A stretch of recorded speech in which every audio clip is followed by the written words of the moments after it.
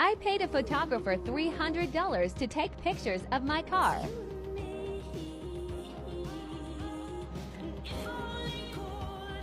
Bro more worried about his outfit than the shoot. Why bro taking a picture of me and not the car? Anyone else confused? The car is right there. Bro literally steps on my car and breaks it. At this point, should he even get paid anything? Bro really violated.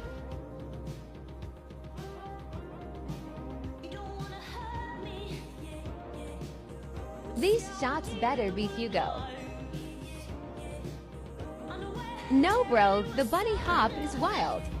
I gotta see that. That crunching. Please blow this up for results. Bro, I gotta buy a new hood.